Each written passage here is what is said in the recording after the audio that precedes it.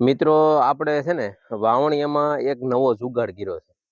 હાલો હું તમને જુગાડ બતાવું કે વાવણીયામાં નવી પદ્ધતિથી કઈ રીતે હોવાય ને એનું તમને મસ્ત જુગાડ બતાવું. પેલા નતો આવતો, અત્યારે કદાચ સિસ્ટમ આવતી છે વાવણીયામાં. હાલો હું તમને જુગાડ બતાવું.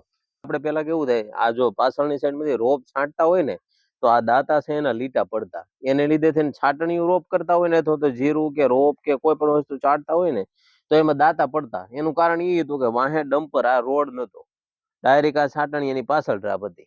એટલે આપણે નવો જુગાડ એ કર્યો કે અહીંથી આપણે છે ને આ પાટામાંથી જુઓ, આ પાટામાંથી ઈ સ્પ્રિંગ લઈ લીધી છે. ઈ સ્પ્રિંગ લઈ અને પછી આગળ હું તમને આખી સિસ્ટમ સમજાવું. આ ડમ્પરનો પાટો છે ને, આ ડમ્પરના પાટામાંથી આવી રીતે આપણે વેડિંગ મારી દીધું. એ વેડિંગ થી આખો પાટો લીધો, ત્યાંથી એક આખો આમ ઓલું લઈ લીધો ઇંગલ, અને ઇંગલને અહીંયા ઈ સ્પ્રિંગ જોઈન્ટ કરી દીધી.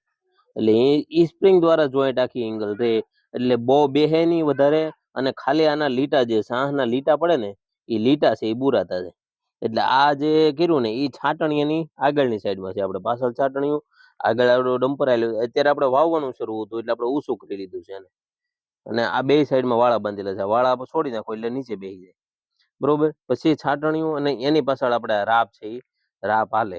એટલે જો આપણે જે લીટા પડતા ને એ લીટા ન પડે અને આપણું કામ છે ને વ્યવસ્થિત થાય. જો આ રીતે આપણે આંકડીઓ બનાવેલો છે, આંકડીઓ છે આમાં નાખી દઈએ એટલે આ પાટો ઊંચો થઈ જાય. પાછો આંકડીઓ આમાંથી કાઢી લઈએ એટલે પાટો છે હેઠો બેસી જાય. એટલે આગળના જે લીટા છે ને એ બુરાતા જાય અને પાછળ ટ્રાવલ થઈ જાય. તમને કેવો લાગ્યો મિત્રો જુગાડ? તમે આ રીતની વાવણીની જે સિસ્ટમ હોય એમાં આ રીતે તમે વાવતા, એટલે તમારે બી ક્યારેક વાવતા હશો તો આવી રીતની આ સિસ્ટમ છે એ કદાચ તમારામાં નહીં હોય, પણ તમારે પણ આવી રીતે લીટા પડતા હશે. તો તમને કેવો લાગ્યો આ જુગાડ? અને જો ન હોય તમારે તો આ જુગાડ એકવાર કરજો, મસ્ત મસ્ત મજા આવશે તમને. અને આ જુગાડ ચોક્કસથી કરજો, કારણ કે આપણે જે ભાડે જતા હોય ને તો આવી રીતનો પ્રોબ્લેમ ઘણા આવે છે.